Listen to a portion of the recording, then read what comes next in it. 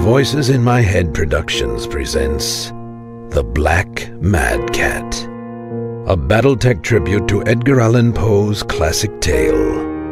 Written by D.G. Martin. Performed by George Ledoux. I am about to record a story. My story. Fully aware that to some it will sound impossible, and even that I am insane. However, I neither expect nor ask for your belief in my account. Only that you hear the tale and judge for yourselves if I have seen and done what by my senses I was led.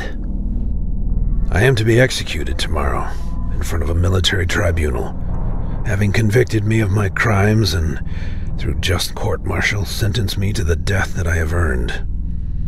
What I have done to deserve such punishment is, in my eyes, a necessary and tragic horror, through which a conspiracy of circumstance and fate have led me to the inevitable end. Perhaps, after I am gone, this account might provide some insight into what has happened and bring about a natural and scientific understanding of the unordinary events which I now recount. From my infancy, I was fascinated by the king of the battlefield, the Battletech. So much was I captured by the colossal machines that my parents indulged my obsession in every way possible. Models, simulators, and even trips to Solaris 7 to see the grand championship matches, as all of these things were possible for my parents. And I never questioned if my tenacious appetite for battlemechs promoted within them a sacrificial tendency that I unconsciously fed upon to nourish my needs. The best parts of my childhood I associate with battlemechs, and the shape my adult life would take was formed in those young years, as my knowledge and vivacious fixation upon the mechs directed the course that would lead me to where I now sit. I never married. Instead, being so inclined, I used my father's old military connections to secure a placement at a prestigious academy from which I graduated to become an officer. The greatest relief in my life was learning that I showed natural aptitude as a mech warrior and was able to realize my dream to pilot the behemoths into battle. I cared not for whom or for what, nor against whom or against what I fought, only that I did so from the cockpit of a battlemech. So single-minded was my lust for battle in the giant machines, did I go through a bevy of them in my pursuit to find the perfect lumbering giant of war that was capable of keeping up with my vigorous pursuit of combat and carnage. A Clint, an assassin, a bushwhacker, a dervish, a warhammer, and even a mighty battlemaster, all proved to be below the standards of excellence for which I sought in a battlemech. I had failed to find what I craved all my life, the perfect mech, until I salvaged the one, the black mad cat that I called Ares. Throughout my journey to find Ares, I had grown somewhat disillusioned with the concept of war, and my commission now weighed upon me like a burden. My relationship with Ares reinvigorated my childlike eagerness to charge into battle, but it could do little to assuage my growing discontent with those around me when I was not in the cockpit.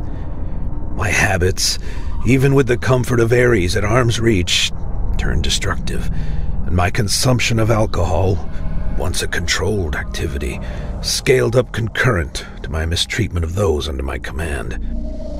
I only allowed one tech officer, Roland, to work on Ares. Nobody else's touch could I tolerate on my perfect machine of death and destruction, and those under my command suffered my mood swings, ill-tempered outbursts, and on even one occasion, a physical incident that resulted in my transfer to a new unit. Ares and Roland came with me. Of that I made sure. But Ares was not immune to my ill temper forever, as I grew increasingly unable to tolerate the delays in the mech's targeting sensors, its missile pods unable to track and lock on as quickly as they once had, at least so my senses and memory reported. My new post was on a border world, and the frequency with which I took to the battlefield increased. All the while, my drinking and offensive temperament continued to fester, and nothing and no one arose which could abate my near inexplicable descent into darkness and loneliness. Never did my discontent with Ares manifest, until one day its missile pods failed to lock onto a target in time to fire before the target was lost behind a hill. Such was my rage and displeasure with Ares upon this act that I maneuvered my mech into a vulnerable position, laying bare the offending missile pod to the predations of enemy fire. There I waited for my enemy to notice my exposed pod, and my patience was soon rewarded as a savage attack stripped from Ares' torso the offending weapon installation. My discontent properly abated, I blacked out for the rest of the battle, and know not how I returned to my bunk that night. Upon the morning, Roland informed me that the damage done to Ares was not repairable with the parts available, and Ares would be forced to carry the scar of my wrath. I would like to say I was horrified by what I had done to my precious mech, but any sense of remorse I should have experienced was quickly drowned by so much liquor. I have little to offer in the way of explanation for my actions. The perverseness of my deeds, though apparent to me at the time, did little to vex my conscience, and Roland began to voice his worry with my destructive and reckless actions. Never before had he said anything, and though my consideration for him was, comparative to my consideration for others, that I held him in somewhat high regard, I was nonetheless unable to acquiesce to his pleas for me to correct the change in my character. The alcohol was now my only comfort in this world, and Ares now looked down upon me with the eyes of judgment and trepidation, as if the mech somehow feared the next time upon which I would ascend to the cockpit. It was not long after that I was once again called into action, and having no choice but to pilot Ares into battle, I resumed my duties as a lance commander and proceeded to lose myself in the rampant destruction of war. So blind was my fury and so inebriated my spirit that I failed to notice the depletion of Ares' torso armor to the point that an engine breach was imminent. My realization of this egregious oversight, much in contrast to my want to live and fight again, was punctuated by an alarm heralding the impending doom of incoming missiles. In a moment of evil clarity, I saw how I could ease my pain at Ares' maiming and maintain my own selfish desire to drown the memories of my afflictions, readying myself to, for the first time in my life, eject from the cockpit of a battlemech. Indeed, this was a new and exciting experience, if not a terrifying one at that, for me to be leaving behind a battlemech to its fate and punch the button. Mere seconds later, through a haze and rush of explosive force and smoke induced by the propellant that sent me into the air, I surveyed that moment which I now knew I wanted above all others. Ares, below me in perfect detail, standing alone and abandoned, awaiting its inevitable fate, succumb to the missiles that I had allowed to ravage it and crumple to the rocky ground, a heaping mess of mangled metal and broken glass. Shrapnel from the missile's impact explosions resulted in my unconsciousness and a brief convalescence, after which time I was ordered to report to the mech bays to see what new battle mech I would be assigned. My anticipation was nearly uncontrollable. The delicate balance of waiting until the proper time to discover what mech would free me from Ares' despicable memories and allow me, finally, to continue forwards made the wait an inexplicable torture. Fortune smiled upon me, and during my medical stay, I was able to bribe a member of the staff to provide me with a regular supply of bourbon, a kindness which I repaid by growing irritable and verbally abusive to all who would come into the reach of my voice as the length of my stay began to wear at my patience and what very little bit was left of any good nature I once possessed. Upon my release and duty clearance, I rushed to the mech bay. I had long suspected that even my own eyes plotted to play tricks upon my soul, and the sight before me was proof positive of either that or that fate's sense of fairness is so tainted with irony and spite that I am just as anyone, foolish to believe that there can be good in the world, in any world. Standing before me, at home, as if it belonged there, as if I had invited it into my house out of the cold rain and fed it a meal, stood a sight so familiar, I audibly screamed at the realization. So loud was my outburst that Roland had to come over to see what was the matter. He found me, cowed and cringed, unable to take my eyes from the awful and horrible sight which now transfixed my gaze. Asking if I was all right, Roland turned to the new battlemech and proudly smiled back at me. Poor Roland, I thought at the time. He did not know what he had done. For there, in the bay, stood a black mad cat. Roland swore to me that this new mad cat was not Ares, but as I think upon the incident now, I cannot find the strength in my soul to believe his assertion, so impossibly founded my disbelief might be. Ares had returned to me from the fiery pyres of death himself, returned to exact its revenge for abandoning it to such a wretched fate. My mind, unclear as to its purpose, only repeated a single thought: no such thing should be allowed to live.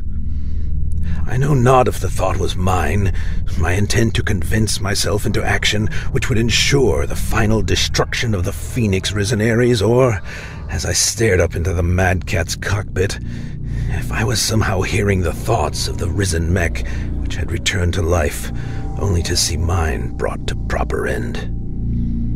Unwilling to wait for a time that the mech would have me alone in its cockpit, I there made up my clouded mind to see an end to one of us that very day. Surveying what tools might be within my hand's reach, I easily found a plasma torch and seized it to my grasp. Roland, a look of confusion upon his brow, inquired as to my intentions, receiving as reply only that I would not allow Ares to see to my destruction. Moving towards the mad cat, I activated the torch and began the process of cutting into the foot armor, my goal being the eventual dismantling of the entire battlemech, piece by piece. It was the only sure way I would find the resolution of my torment and free myself from the bondage of now unwilling and unwanted companionship. Perhaps unable to comprehend the meaning of my actions, or even more that he was frozen in disbelief at my actions, Roland stood and watched for the few moments it took me to peel back a plate of armor. The loud crash sounding as the armor fell to the metal bay floor must have triggered something in Roland and spurred him into action. His protest, now verbal, accelerated into action as I ignored him and proceeded with my plan to sever the myomer muscle cables in the mad cat's foot and strike a first blow at my now reviled tormentor. I had succeeded in cutting only a few strands when I felt upon my shoulder an insistent hand that spun me round to face Roland, his face twisted in abject disbelief and, now that I recall it fully, horror. That was what I had become. I care not to imagine the look of madness that vexed my face in that moment, but Roland saw it clear enough. His pleas for my cessation fell on ears that were deaf to all but the pounding, repeating thought in my head: no such thing should be allowed to live. Next, Roland sought to prevent my damaging the mech or myself by attempting to gain the torch. The struggle was great. The two of us scuffled and grabbed in a heroic attempt to frustrate the other from gaining advantage. In the end, my rage won out, and Roland found himself backed into the mad cat's damaged foot. No hesitation rebuffed my actions as I buried the tip of the plasma torch into Roland's chest, my free hand stifling his cries of pain. I watched the last vestiges of life seed from his eyes, and his body slumped to the floor, the parody of the crumpled mess in which I left Ares on the battlefield. A noise from the far side of the bay pulled me out of my rage, and I gazed across the distance to see my commander making her way to me.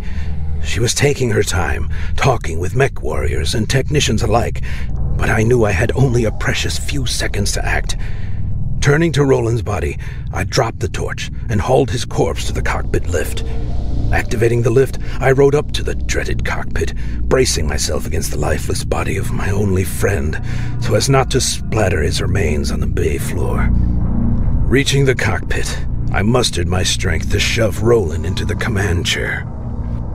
Returning to the bay floor, I collected the torch and returned it to its resting spot, just as my commander and her aide entered my section of the bay. She conveyed her pleasure that I was returned to active service, and I made do with small talk of an inane nature, all the while desperately nervous that the horror that transpired here only moments before would somehow be felt by my visitors, that in some preternatural way they would become aware of the death that had occurred by my hand. Only after several more minutes of excruciatingly mundane conversation did the commander turn to leave, and that is when I felt the uncontrollable urge to keep her just a while longer. I made a specific point to draw her attention to my new Mad Cat, thanking her for assigning me such a fine piece of war material, and I carried on at some great length extolling the virtues of the machine and its predecessor, cursing myself for my unexplained need to keep her nearby longer. I found myself at the beginning of a goodbye when a blast of sound issued from the Mad Cat, a familiar sound that all mech warriors know by heart. All systems nominal. My eyes froze, fixed upon my commander as she turned back to me, a question upon her face. Her inquiry as to the activation status of my mech could only be met with my insistence that none of its systems were currently active. Target acquired. Unable to move, I could only watch with a disconnected fascination as the commander's aide rushed to the Mad Cat, both of them fearing that an unauthorized person had somehow boarded my battle mech. As the aide ascended to the cockpit, I fell to my knees, unable to continue onward with any kind of pretense. I desperately wanted all of the alcohol in the world in order to drown out what was unfolding before me. The lift reached the summit of its track, and my ears registered a scream from on high. As the aide called down to the commander, conveying the horrific sight which she now beheld, the commander turned to me, her eyes ablaze with wonder and her own rage that, unlike mine, came from a righteous pursuit of justice. I was undone.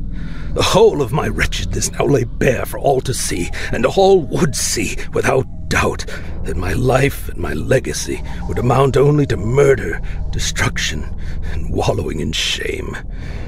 To punctuate my realization, driving home the insidiousness of all that had transpired, one more horror did my monster visit upon me.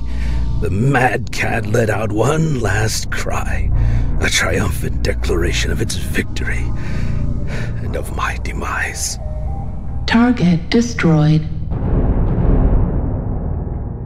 The Black Mad Cat was written by D.G. Martin. Music by Jon Steadman. Produced and performed by George Ledoux and Voices in My Head Productions.